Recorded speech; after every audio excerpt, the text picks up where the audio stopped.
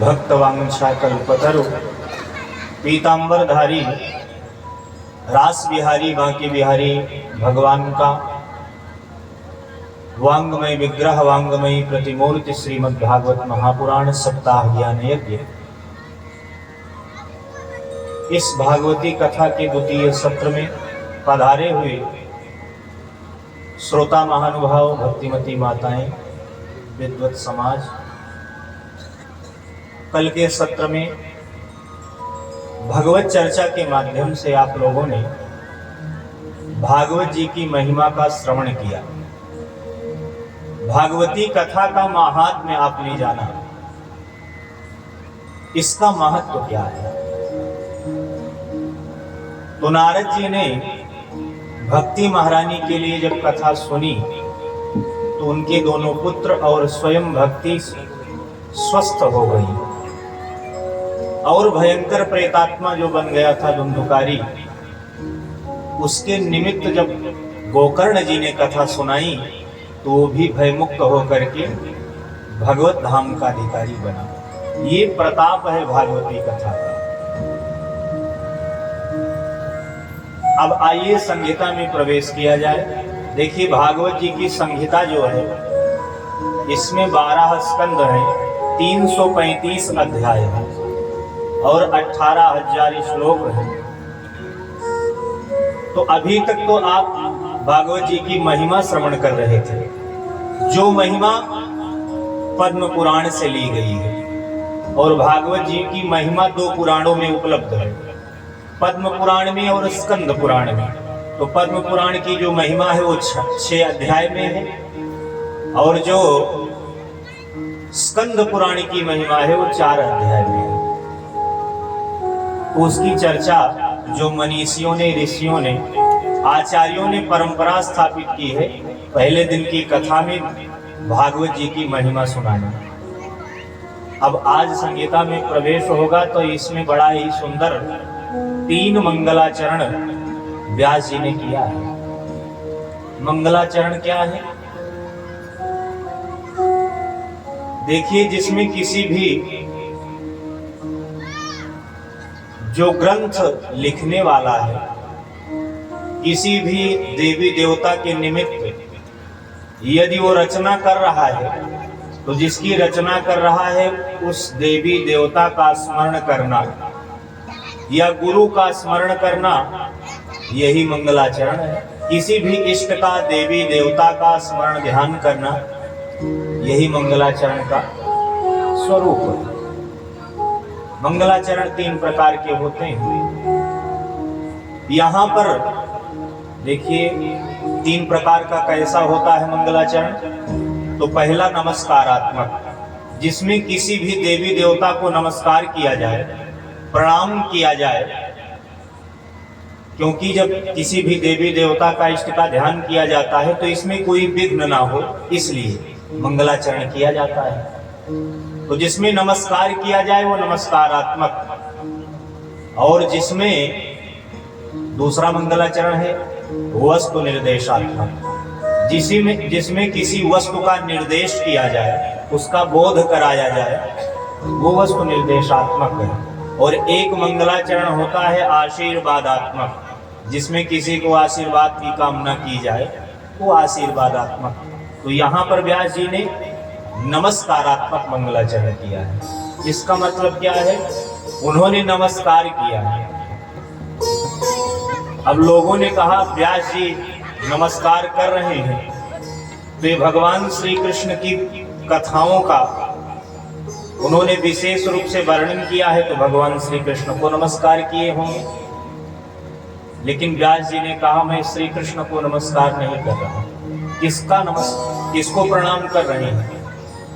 तो यहाँ पर सत्य स्वरूप परमात्मा का स्मरण कर रहे हैं। जन्माद्यस्य यतोऽन्वयादितरतश्चार्थे स्वभिज्ञस्वराट् तेने ब्रह्महृदाय आदिकवये मोहयन्ति यत्सूरयः तेजो वारिमृदां यथा विनिमयो यत्र त्रिसर्गो मृषा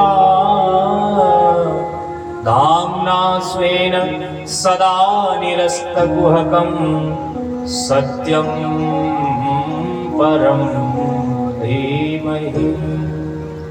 उन्होंने क्या कहा कि सत्यम परम धीमहि, मैं सत्य स्वरूप परमात्मा का धीमहि माने ध्यान कर रहा हूं।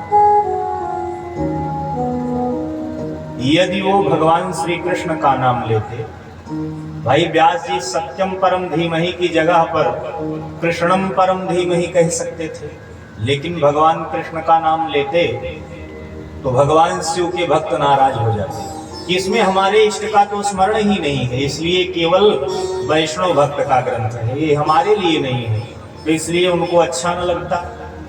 और मान लीजिए भगवान शिव का स्मरण कर लेते, शिवम परम धीमहि, तो वैष्णव भक्तों को लगता कि ये तो हमारे लिए ठीक नहीं है, ये तो केवल शैव भक्तों का है। मान लीजिए दुर्गा जी का स्मरण करते या किसी भी देवी देवता का स्मरण करते, तो जिसका स्मरण करते उनके भक्त इसका आश्रय लेते और लोग ये विचार करते ये हमारे लिए नहीं है। तो इसीलिए व्यास जी ने यहां पर किसी भी देवी देवता का नाम ही नहीं लिया, सत्यम परम धीमहि कहा कि मैं सत्य स्वरूप परमात्मा का ध्यान कर रहा हूं। किस लिए कहा? कहा देखिए जिसके भी इष्ट हैं, वो चाहे इष्ट हमारे शिव जी हों, चाहे राम जी हों, चाहे कृष्ण जी हों, चाहे माँ भगवती हो, सबके इष्ट सत्य हैं। भाई सबके इष्ट सत्य हैं, इसीलिए उन्होंने कहा कि सत्यम परम धीमहि, मैं सत्य स्वरूप परमात्मा का ध्यान कर रहा हूं। जो परमात्मा जन्माद्यस्य यतः, जन्मादि विकार से परे हैं, जिनका कभी भी जन्म नहीं होता है, वो सदा सर्वदा अवतार धारण करते हैं। इसीलिए भय प्रगट कृपाला दीन दयाला कहा जाता है। तो जिनका जन्म नहीं होता है, जन्म से मृत्यु से जो परे हैं, ऐसे परमात्मा का उन्होंने स्मरण किया। बड़ा ही दिव्य अर्थ है, इसके विद्वानों ने अनेक अर्थ किए हैं। एक बंशीधर स्वामी हुए, वो तो इस मंगलाचरण के अकेले ही 125 अर्थ करते हैं, क्योंकि इसमें किसी भी देवी देवता का नाम नहीं है। तो आचार्यगण विद्वान लोग अपने अपने अनुसार इस मंगलाचरण का अर्थ कर लेते हैं। और एक विशिष्ट बात, ये भागवत की कथा क्या है? ये वेदोपनिषदाम सारा जाता भागवती कथा, वेद और उपनिषद की व्याख्या है। तो पहले ही श्लोक में व्यास जी वेद मंत्र के शब्दों को लिख करके ये प्रमाणित कर रहे हैं, संकेत कर रहे हैं कि मैं इसमें वेदों की ही व्याख्या लिख रहा हूं। धीमहि शब्द कहाँ का है? आप लोगों को गायत्री मंत्र याद होगा, तो उसमें है ना धीमहि धियो यो नः प्रचोदयात्। तो धीमहि माने ध्यान करना, मैं ध्यान कर रहा हूं। तो यहाँ पर संकेत है कि ये तो गायत्री मंत्र की व्याख्या है। अच्छा, व्याख्या करने की क्या जरूरत थी? तो देखिए शास्त्रों में वर्णन है कि कुछ लोगों को गायत्री मंत्र का जप नहीं करना चाहिए, जैसे माताओं को, क्योंकि गायत्री मंत्र जप करने का वही अधिकारी होता है जिसका यज्ञोपवीत संस्कार हो, जिसका जनेऊ संस्कार हो।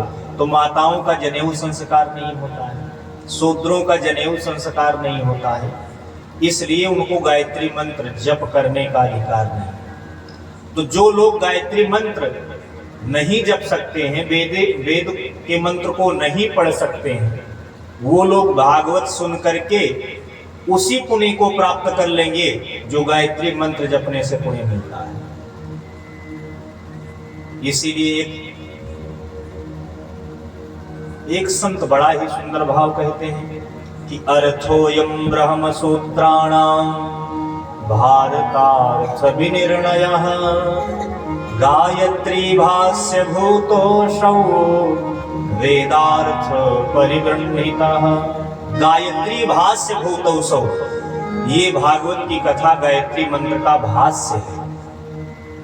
भाष्य का मतलब उसी की व्याख्या है, उसी मंत्र को उन्होंने विस्तृत लिख दिया है। इसलिए इसको सुनने से गायत्री मंत्र का पुरस्चरण करने का फल मिलता है। तो यहीं पर संकेत दे दिया, सत्य स्वरूप परमात्मा का स्मरण करके पहले श्लोक में भगवान का स्मरण किया, और जो दूसरा मंगलाचरण है उसमें 4 मुख्य बातें बताई, जिसको शास्त्रों में वेदांत में अनुबंध चतुष्टय कहते हैं। देखिए विषय तो थोड़ा गंभीर है। अनुबंध चतुष्टय क्या है? तो शास्त्रों में कई प्रकार के चतुष्टय बतलाए गए हैं, जैसे अंतःकरण चतुष्टय, धर्मार्थ चतुष्टय।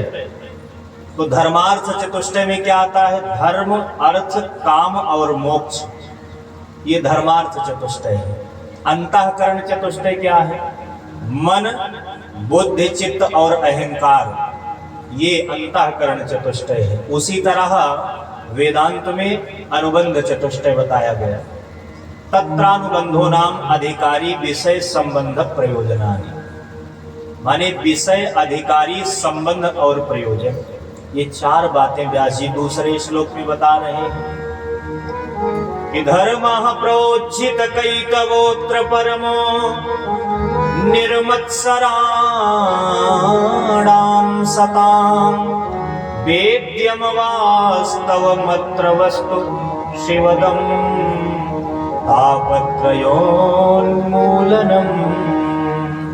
श्रीमद्भागवते महामुनिकृते किं वा परैरीश्वरः सद्यो हृद्यवरुध्यतेऽत्र कृतिभिः शुश्रूषुभिस्तक्षणा। वो क्या बता रहे हैं कि अत्र श्रीमद्भागवते प्रोज्झित कैतवः परमो धर्मः निरूप्यते। वो कह रहे हैं कि मैं श्रीमद्भागवत में निष्कपट परम धर्म की व्याख्या कर रहा हूं। प्रोज्झित कैतवः, प्रोज्झित का मतलब है, इसमें प्रा उपसर्ग लगाया गया है, उज्जित शब्द है। उज्जित का मतलब होता है निकालना। व्यास जी बता रहे हैं कि हमने निकाल दिया है, त्याग दिया है। तो लोगों ने पूछा महाराज आप क्या निकाल रहे हैं? तो कह रहे हैं कि प्रोज्झित कैतवः, मैं कैतवः निकाल रहा हूं, माने कपट निकाल दे रहा हूं। इस ग्रंथ में आपको कहीं पर कपट नहीं मिलेगा। इसका मतलब क्या? और जितने भी ग्रंथ हैं उसमें कपट मिल जाएगा? तो व्यास जी कह रहे हैं अन्य पुराणों में, ग्रंथों में कहीं ना कहीं से कपट है। अच्छा कपट क्या है? देखिए माया, कलयुग के दोष, ये सब कपट है। और जीव की कामना, जो हम कामनाएं करते हैं, ये भी तो कपट है। कपट का मतलब जैसे मान लीजिए हम भगवान की भक्ति कर रहे हैं, किसी भी देवी देवता की, भगवान शिव की, किसी की भी, तो क्या करते हैं? हमारा कपट क्या है? हमारी कामनाएं रहती हैं। भगवान शिव को इसलिए जल चढ़ाते हैं कि महाराज मैं आपको जल चढ़ा रहा हूं, अब की बार परीक्षा में 99% आना चाहिए। वो यदि आ गया तो ठीक है, नहीं जल चढ़ाना बंद कर देते हैं। कुछ लोग पुत्र की कामना करते हैं, तो हमारी कामना ही कपट है। तो व्यास जी कह रहे हैं इसमें कोई कामना वाला ग्रंथ नहीं है, ये तो परमहंसों की संहिता है, ये कल्याणकारी ग्रंथ है। इसमें कहीं पर आपको कपट नहीं मिलेगा। हमने माया का, कपट का, कलयुग के दोषों का यहाँ पर त्याग कर दिया है। तो प्रोज्झित कैतवः परमो धर्मः निरूप्यते, निष्कपट परम धर्म की व्याख्या कर रहा हूं। देखिए एक धर्म होता है लौकिक धर्म, जिसका निर्वहन हम लोग करते हैं।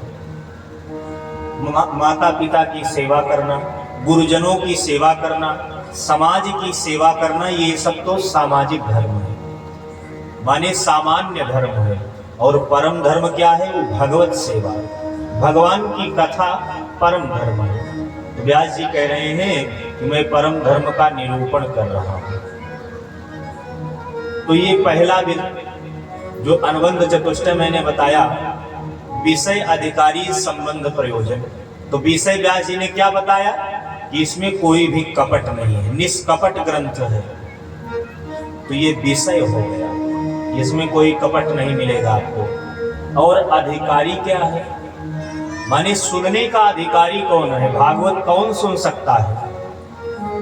भाई बालक सुन सकता है, माताएं सुन सकती हैं, या पुरुष वर्ग सुन सकते हैं कि नहीं सुन सकते हैं? कौन सुन सकता है भागवत को?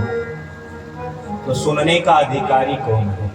तो व्यास जी कह रहे हैं कि धर्म प्रोज्झित कई तवोत्र परमो निर्मत्सराणां सताम। सुनने का अधिकारी कौन है? तो कहा निर्मत्सराणां सताम। सुनने का जो अधिकारी हो निर्मत्सर होना चाहिए, उसके अंदर मात्सर्य नहीं होना चाहिए। अच्छा भैया, ये मात्सर्य क्या है, मत्सर क्या है? तो देखिए, मच्छर और मत्सर में बस थोड़ा सा अंतर है। अब देखिए, आजकल डेंगू का बहुत समय चल रहा है, लोगों को हो जा रहा है। तो ये मच्छर कहाँ से काटता है? बाहर से काटता है। लेकिन बाबू साहब, इससे बचने के लिए उपाय है। मच्छरदानी लगा ले, ऑल आउट लगा ले, बहुत सारे उपक्रम हैं, उसको लगा करके हम मच्छर से बच सकते हैं। लेकिन एक मच्छर होता है, उसको मत्सर कहते हैं, और वो भीतर से काटता है और उससे कोई नहीं बच पाता। कैसे काटता है? देखिए, श्रीधर स्वामी भागवत के बड़े ही अच्छे टीकाकार हुए। उन्होंने मत्सर शब्द की बड़ी ही सुंदर व्याख्या की कि मत्सर क्या है। उन्होंने कहा कि परोत्कर्ष असहनम मत्सरः तदरहितानाम निर्मत्सराणाम। परोत्कर्ष का मतलब पर माने दूसरे का, उत्कर्ष माने उसकी प्रतिष्ठा, उसका साम्राज्य, उसकी संपत्ति, उसका वैभव जब हम देखते हैं और हमको ईर्ष्या होने लग जाए कि हमारा पड़ोसी हमसे ज्यादा आगे क्यों निकल रहा है, उसके हमारे पास तो कोई व्यवस्था नहीं है, उसके पास तो अनेक प्रकार की सुविधाएं होती जा रही हैं। अरे हमारे पास तो एक भी मकान नहीं है, उसके पास 4-4 मकान हो जा रहा है, गाड़ी बंगला हो जा रहा है। तो दूसरे की पद प्रतिष्ठा, उसका वैभव, उसका उत्कर्ष देख करके हमको असहन होने लगे, हमसे सहन न हो, हमको ईर्ष्या होने लग जाए, तो समझो ये मत्सर काट रहा है, मच्छर की तरह भीतर से। और इससे भैया बड़े बड़े महापुरुष नहीं बच पाते हैं, क्योंकि कोई अपने पत्नी का त्याग कर सकता है, बिना पत्नी के जीवन का निर्वहन कर सकता है। किसी को धन मिल जाए उसको भी त्याग सकता है, लेकिन मान, बड़ाई, पद प्रतिष्ठा कोई नहीं त्यागता है। एक संत कहते हैं कि कंचन तजना सहज है, सहज स्त्रिया काने, मान बड़ाई ईर्ष्या दुर्लभ तजना ए। तो मान बड़ाई ईर्ष्या, ईर्ष्या सबको जो है सताती रहती है। इसीलिए गोस्वामी जी क्या कहते हैं? वो कहते हैं कि श्वास ले जन जोड़ी आई, जब काहू की कीन बढ़ाई, और श्वास ले जन जोड़ी आई। जब किसी की कोई बड़ाई करता है तो हमको अच्छा नहीं लगता है, ऐसी श्वास लेने लग जाते हैं जानो जोड़ी चढ़ गई है। तो किसी की प्रतिष्ठा देख करके लोग प्रसन्न नहीं होते, लेकिन जब ये भाव आ जाए किसी की प्रतिष्ठा देख करके, चाहे वो मित्र हो, चाहे सगा संबंधी हो, परिवार का हो या पड़ोसी हो, उसकी प्रतिष्ठा, उसका वैभव देख करके हमारे अंदर ये विचार आ जाए कि भगवान ऐसी व्यवस्था सबके लिए बना दे, तो समझो ये मत्सर हमारे अंदर से निकल गया है। और जिसके अंदर से मात्सर्य निकल जाता है वही भागवत सुनने का सही अधिकारी है। वैसे तो सब लोग सुन सकते हैं, लेकिन सही सुनने का पात्र वही, क्योंकि पात्र शुद्ध होना चाहिए। जैसे कोई पात्र हो, कोई बर्तन हो, और उसमें खट्टा पदार्थ लगा हो, नींबू लगा हो, और उसमें गाय का दूध रख दीजिए तो क्या होगा? फट जाएगा। उसी तरह हमारे अंदर जब काम, क्रोध, लोभ, मद, मात्सर्य रहेगा, ये मत्सर काटता रहेगा मच्छर की तरह, तो उस पात्र में भागवत रूपी जैसे गाय का दूध फट जाता है, उसी तरह ये अमृत बेकार हो जाएगा, सुनने से कोई फायदा नहीं मिलेगा। इसलिए हृदय जो है वो निर्मत्सर होना चाहिए, वही सुनने का अधिकारी है। दूसरी बात उन्होंने बताई, और संबंध क्या बताया, तो वेद्यम वास्तवमत्र वस्तु शिवदम तापत्रयोन्मूलनम। कहा भैया जैसा संग करोगे वैसा ही आपका संबंध होगा। जैसे हम जब बीड़ी पीने वाले का संग करेंगे तो क्या क्या होगा, धीरे धीरे वीरू भैया क्या होगा, धीरे धीरे वही करने लग जाएंगे। और जब जुआ खेलने वाले का संग करेंगे तो धीरे धीरे वही अभ्यास होने लग जाएगा। जब हम किसी सत्संगी व्यक्ति के साथ में बैठेंगे, किसी महात्मा के साथ में, संत के साथ में बैठेंगे तो धीरे धीरे भगवत भजन का अभ्यास होगा। भजनानंदी के साथ में बैठेंगे तो भजन का अभ्यास होगा। तो जैसा संग करेंगे वैसा ही हमारा कार्य होगा, वैसा ही संबंध होगा। तो इसमें संबंध भगवान से होना चाहिए, भगवान के प्रति अनुराग और प्रेम होना चाहिए। और यही फायदा है जीवन का। फायदा व्यास जी क्या बता रहे हैं कि जो जिसका हृदय पवित्र होता है, निर्मत्सर होता है, वो उसको तीन वस्तुओं का बोध हो जाता है, उसका संबंध हो जाता है। वेद्यम वास्तवमत्र वस्तु शिवदम, अत्र वास्तवम वस्तु वेद्यम। यहां पर तीन वस्तु को बताया। तीन वस्तु क्या है, माने वास्तवश्च जीवः, वास्तवी च माया, वास्तवम च जगत।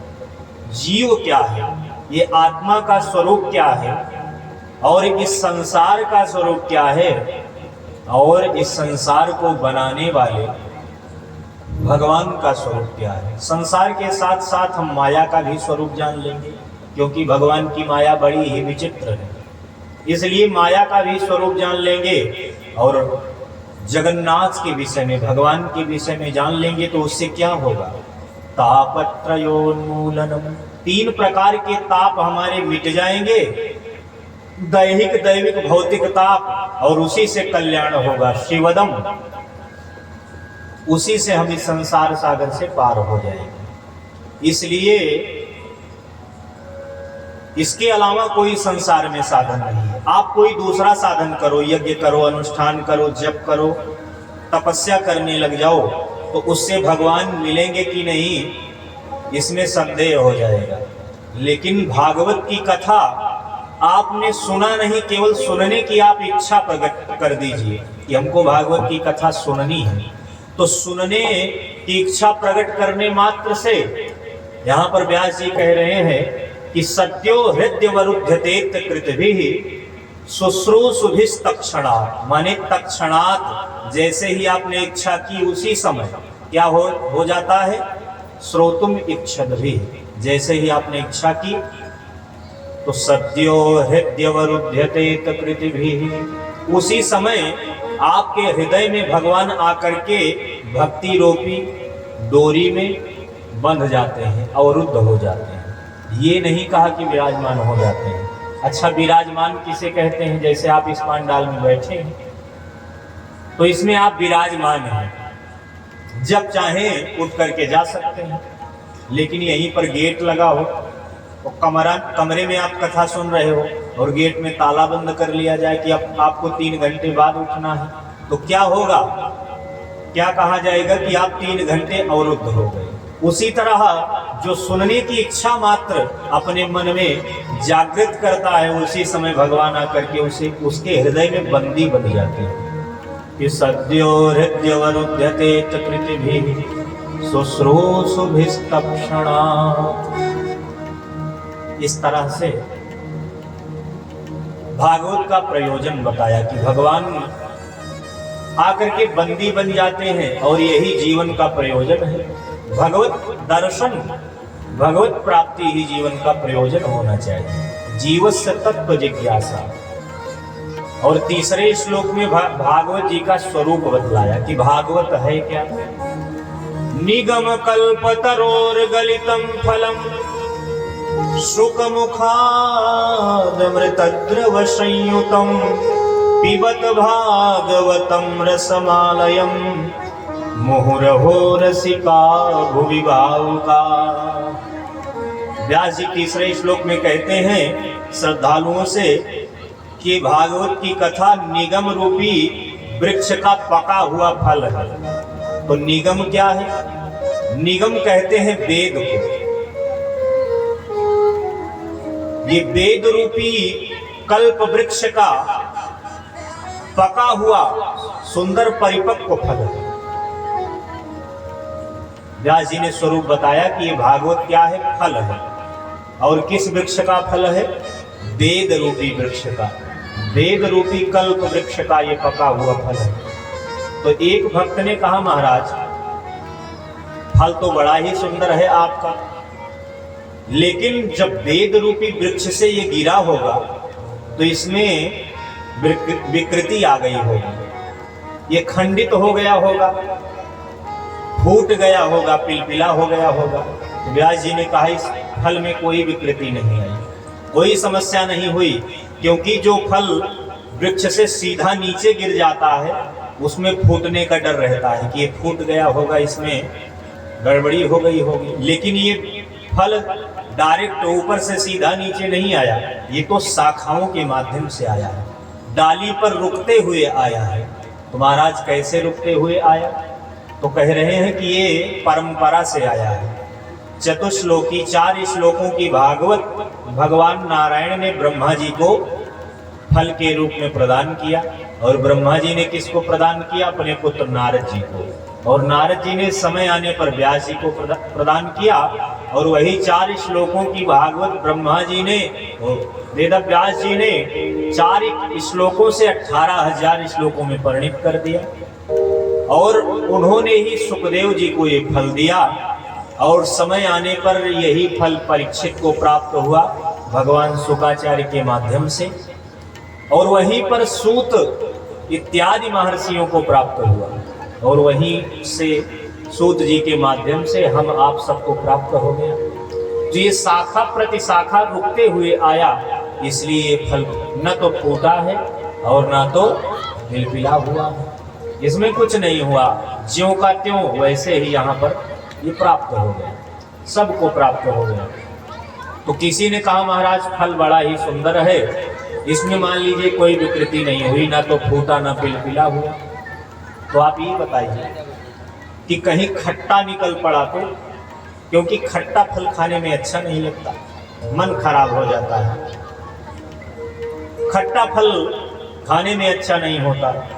तो महाराज आप बताइए आपका फल कैसा है? तो व्यास जी ने कहा कि मेरा फल तो बड़ा ही मधुर है। तो कहा महाराज कोई प्रमाण बताइए, ऐसे कैसे मानेंगे? तो व्यास जी ने कहा कि फल को परखने वाला कौन होता है? तो फल को परखने वाला सबसे सुंदर जो पक्षी है तोता होता है। तोता जिस फल में अपनी चोंच मार देता है समझो वो फल बड़ा ही मधुर होगा, अथवा तोता उसी फल में अपनी चोंच मारता है जो पहले से ही मीठा होता है।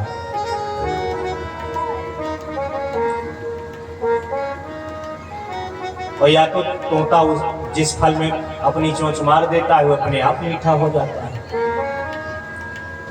तो इस फल में किस तोते ने अपनी चोंच मार दी है? किसने अपना मुख लगा दिया है? तो व्यास जी क्या कह रहे हैं कि निगम कल्पतरोर गलितम फलम शुक मुखाद मृतद्रव संयुतम।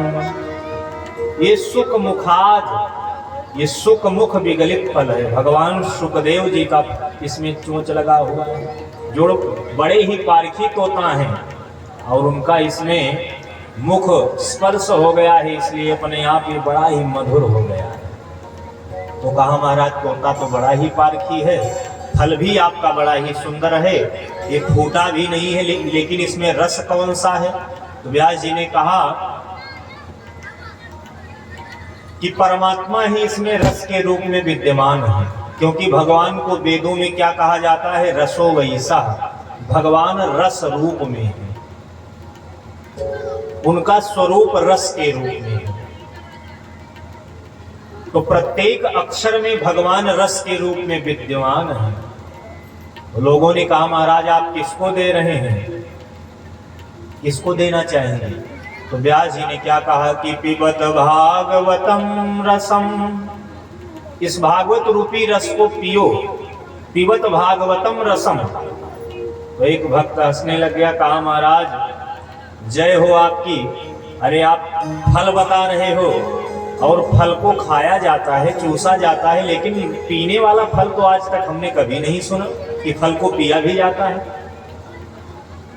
तो व्यास जी ने कहा कि जिस फल में छिलका हो, गुठली हो, कुछ फेंकने लायक वस्तु हो, उस फल को चूसा जाता है या तो खाया जाता है, लेकिन इसमें कुछ निकालने योग्य है ही नहीं, इसलिए ये रस के रूप में है। इस फल को केवल पी जाओ। पिबत भागवतम रसम। तो व्यास जी से लोगों ने कहा महाराज कब तक पिए? तो उन्होंने कहा कि आलयम, पिबत भागवतम रसम आलयम।